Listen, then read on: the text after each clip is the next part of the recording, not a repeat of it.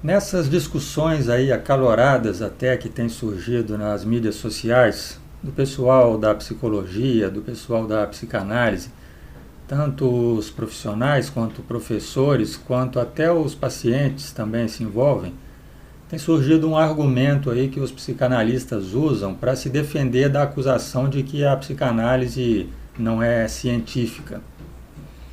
O argumento deles é que a psicanálise não é mesmo científica, para aqueles que aceitam, né? Porque tem uma outra vertente que diz que é. Aqueles que aceitam que não é, dizem que a psicanálise não é e não precisa ser. E mais, que não teria como ser científica. Isso porque a psicanálise trata de questões que estariam fora do alcance da ciência, fora do alcance do âmbito dos métodos científicos de investigação. Que a psicanálise trata do psiquismo, trata do inconsciente, trata de subjetividades. Então, além de ela lidar com coisas que são, digamos, invisíveis ou intangíveis, ela ainda trata de subjetividades que levam a abordagens individuais de cada caso. E a ciência trata de grandes números, de grandes observações, de generalizações. Ou seja, a psicanálise, então, está certa em não tentar fazer parte do rol de estudos científicos do ser humano. Mas será que isso é verdade? Bom, eles vão adiante e ainda dizem que quem está tentando estudar psicologia do ponto de vista científico está equivocado. Está querendo fazer um arremedo de ciência dura, como eles chamam. Está querendo aplicar das ciências exatas ou das ciências biológicas os mesmos métodos para estudar o ser humano, que seria um equívoco. O ser humano faz parte do rol de estudos das ciências humanas, então não dá para aplicar aqueles métodos que eles chamam equivocadamente de positivistas. Mas entendemos que eles estão falando aí de aplicar nas ciências humanas os mesmos métodos, as mesmas ferramentas das ciências exatas, da física ou das biológicas, da biologia, da medicina. Não dá. Com o ser humano, esse método não funciona. Esse argumento leva a uma reflexão bastante importante para toda essa discussão de cientificidade da psicologia e da psicanálise poder seguir adiante. Vamos considerar primeiro que isso aí tem que ser um argumento sólido para ser sustentado ou abandonado. Ele não pode aparecer apenas como uma desculpa para você falar que não sou científico e nem quero ser. E a questão importante então que surge é a seguinte: existem formas de alguma pessoa observar um fenômeno e essa forma de observar não pode ser levada para a ciência? Ou seja, a ciência não pode atuar em cima dessa observação primária e melhorá-la e aplicar ali as suas técnicas, os seus instrumentos de observação, os seus métodos de depuração de observação. Então vamos trazer a discussão para esse aspecto aí da psicanálise. Tem alguma forma que o profissional da psicanálise lá no seu trabalho, no seu consultório, observa resultados, observa impactos, observa melhoras, desenvolvimento do seu paciente, mas que ele consegue observar e a ciência não? Que tipo de observação seria essa que é possível a um profissional fazer, mas que não seria acessível à comunidade científica reproduzir? Vamos começar pelo menos entrando num acordo básico. A psicanálise tem que produzir alguma coisa, não tem? Psicanálise é uma profissão. O psicanalista é um prestador de serviço, ele oferece uma terapia. Então o paciente vai ao seu consultório buscando alguma coisa, algum resultado ele tem que obter ali. Ninguém vai dizer que a psicanálise é só um passatempo que você vai lá para bater um papo com o psicanalista.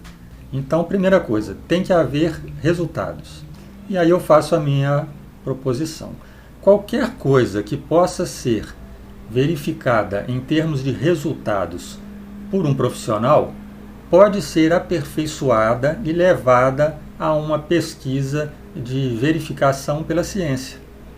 O profissional não vê nada que a ciência não possa partir dali e ir adiante.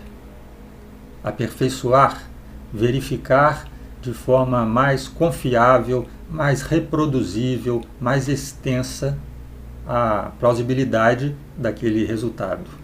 Em outras palavras, não tem como você afirmar que algo é bom, é produtivo, e não ter como você evidenciar que isso é bom e produtivo.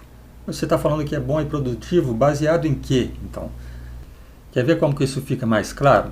Você é um psicanalista, ou você é um paciente que está ouvindo essa conversa e se interessando. Você acha que a psicanálise produz resultados. Quais resultados? Tente objetivar isso. Não venha com discursos, não vai voltar lá na teoria para fazer aquelas promessas de resultado. Nós estamos agora pensando em verificações, uma coisa que aconteceu após a terapia, não uma proposição do valor da terapia. Quais são os resultados? Como que você viu esses resultados?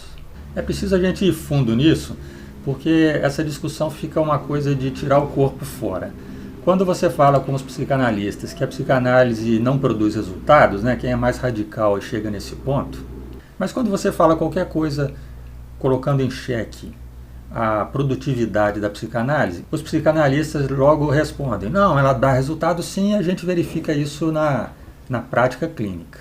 Mas na hora que você pergunta, então quais são os resultados? Aí eles já costumam sair pela tangente e falar, não, você está muito preocupado em coisas objetivas, não é esse o caso, aquilo ali é um desenvolvimento e tal, você é positivista, você é neoliberal, está a serviço do capitalismo, aí a coisa já descamba para uma discussão ideológica aí que não ajuda nada.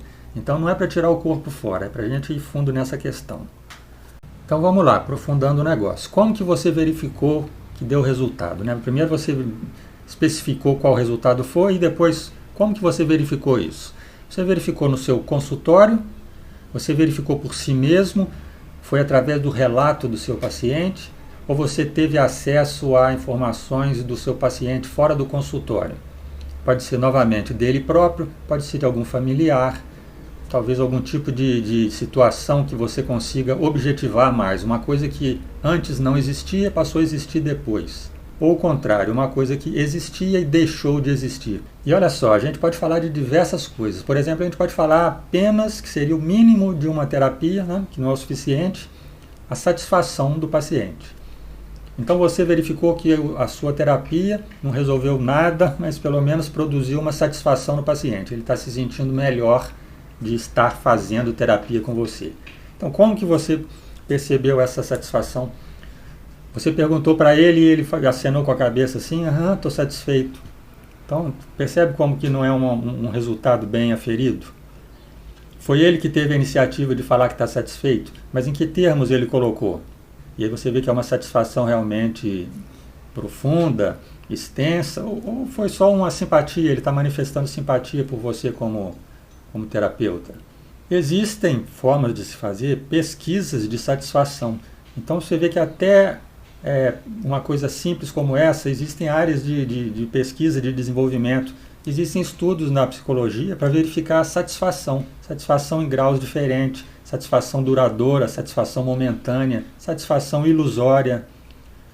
Se você quiser analisar simplesmente a satisfação do seu paciente com a sua terapia, você pode ir muito além do que uma observação ali momentânea do consultório. Tem como fazer. Quer dizer, já estamos trazendo aí uma abordagem científica para avaliar um resultado, o resultado mínimo da satisfação do cliente.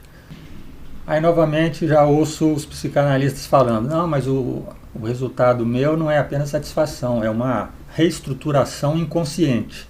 E o inconsciente está fora do alcance dos fatos aí, das constatações observáveis. Ele não é mensurável o inconsciente. Tá, então como é que você sabe que houve uma reestruturação no inconsciente? Você está supondo apenas. Se houve alguma coisa no inconsciente, isso tem que ter uma reverberação no consciente, tem que ter um impacto no comportamento do seu paciente, nas emoções, e aí nós voltamos para terrenos observáveis, mensuráveis. Então, se você aceita que o inconsciente tem que produzir alguma mudança palpável, pronto, está aí a sua forma, o seu ponto de partida para observar os resultados. E por que não isso não pode ser desenvolvido por uma ciência que vai investigar essas mudanças?